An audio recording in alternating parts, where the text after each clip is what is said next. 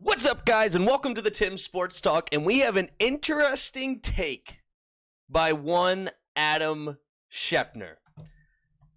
It is the Washington football team is the best, most natural spot for Cam Newton. And then on top of that, he says Cam Newton could get a 2-year deal for $40 or $50 million. He is out of his mind. No chance is he in a burgundy and gold uniform. And especially not for $25 million a year. We're talking about a dude who's thrown for 4,000 yards once in his entire career. He's been injury prone as of late, especially the last couple of years in Carolina where he was not very effective. Okay?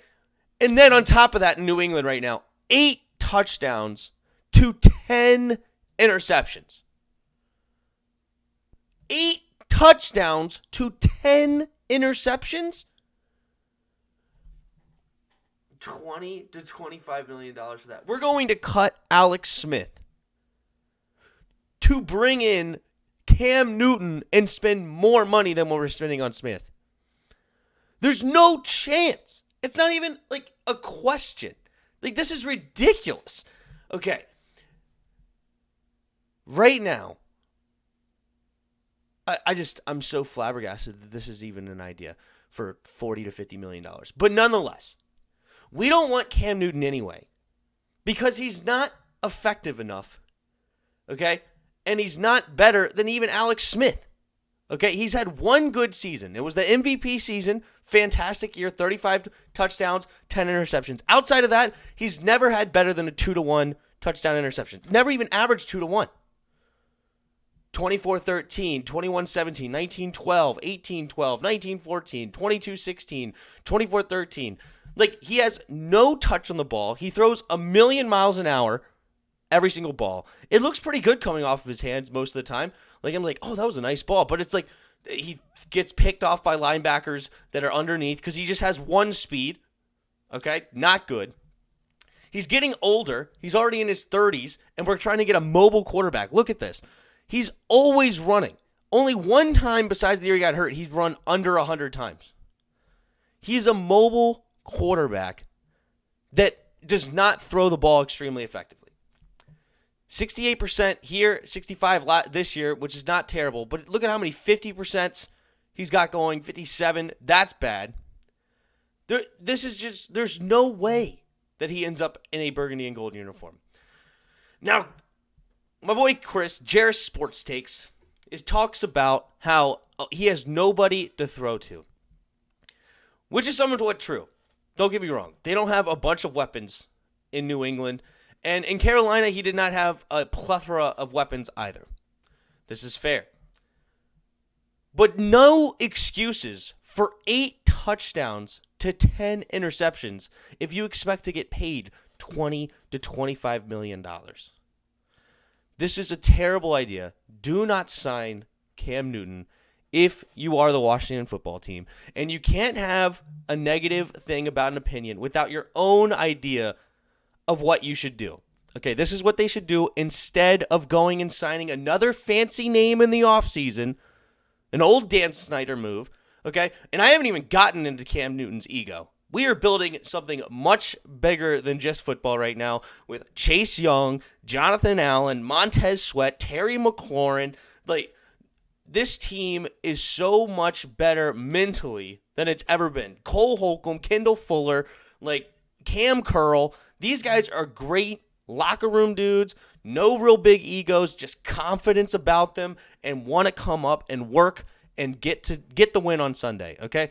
Cam Newton's the biggest front runner you've ever seen. If things are going well, he's so happy. He's through the roof. If things are going poorly, he's a crappy teammate with his head in his hands and so upset, and you just don't want him around.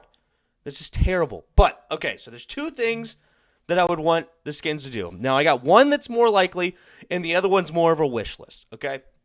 Now, let's go ahead and pull me up. I'm going to give you the most likely scenario first. And that's keep Alex Smith on the roster for one more year. And you draft a quarterback in number 19. And if you have to make a move up a little bit because the guy that you want is maybe now fallen to 15, something like that, that's a possibility, okay? But we're going to draft a quarterback in the first round. Whether that be Trask, Trey Lance, Mac Jones. I doubt that like Zach Wilson or anybody like that is going to fall too deep. But if somebody like that does, maybe. But we're going to draft a quarterback. We're going to let him behind Alex Smith for a year. Let Alex Smith play next season. Because with the full offseason, he should be healthy enough to play. And then after that, we're going to cut Alex Smith next season and move on with the rookie. That is scenario one that I want to happen and most likely to happen. Number two is my wish list. Okay? Number two is something that I'm dreaming about. And that is a trade with the Houston Texans for Deshaun Watson. What? No chance. No shot. Houston trades. Here's my offer. Deshaun Watson for 2 first-round draft picks, the next 2 coming up, a 3rd-round pick, a 5th-round pick, and defensive tackle Tim Settle. Tim Settle was a 5th-round draft pick that has really shown up and played extremely well. But right now, we have too many mouths to feed on our defensive line. Our defensive line is so deep, even without Tim. Of course, you got Chase, you got Jonathan Allen, Deron Payne, Montez Sweat, Matt Ioannidis we just signed. Like, we have too much going on the defensive line to have to pay Tim Settle in the next year or two. So that offloads a D tackle, and it helps Houston by getting a D tackle. Now, Houston would clear up cap space, because right now they're in the negatives, according to over the cap. They're at negative $17.7 million. So it clears up $15 million in cap space, and then they can cut J.J. Watt, Brandon Cooks, and I think it's Duke Johnson, and then maybe even cut like David Johnson or something like that. If they cut all of that, they'll end up with something around like $40 million in cap space. So you have cap space to start building. With a 19th pick, they do the same thing we would have done. Draft one of those quarterbacks to replace Deshaun Watson. Next year, you have 2 first-round draft picks. One of them may be high because you're probably going to stink again. Okay? You build around the young rookie, and I think that's a plus for Houston. I think you can win with this strategy. Obviously, it's a win for the Skins because the Skins are in a win-now ready mode. Okay, they have their defensive line. They have a decent offensive line. They have Terry McLaurin. They have Antonio Gibson. They have some pieces around Deshaun Watson here. And immediately you become a contender if you put a quarterback like Deshaun Watson on the Skins. And obviously it's a win for Deshaun Watson because Watson's going to a better team immediately and has a more brighter future quicker because right now his best receivers with Brandon Cooks. I guess Will Fuller is going to come back from the suspension, but who knows who the head coach is going to be. It's just not a very good situation right now for Deshaun Watson in Houston, and apparently there's rumors that he wants out anyway, so this could be a great opportunity to get some real value for Deshaun Watson if you're the Houston Texans. So that is my wish list. More likely we're going to draft a quarterback, keep Alex for one more year, and move forward with the rookie after the season. But Cam Newton, absolutely not. There's no chance for a Cam Newton offense on this team. You just do not need that ego. You don't want that arm. You don't want that quarterback here, the injury prone. None of it is good. And I'm glad we're right now going to put that to rest today on this channel. So, thank you guys for sticking around to the end. If you like the video, please like it. Subscribe to the channel. Also put any comments down there. I will love to talk to you in the comments. But not only can you talk to me in the comments, join the Discord in the Discord link in the description. Copy that over there and get into the Discord and hang out with us and talk some football.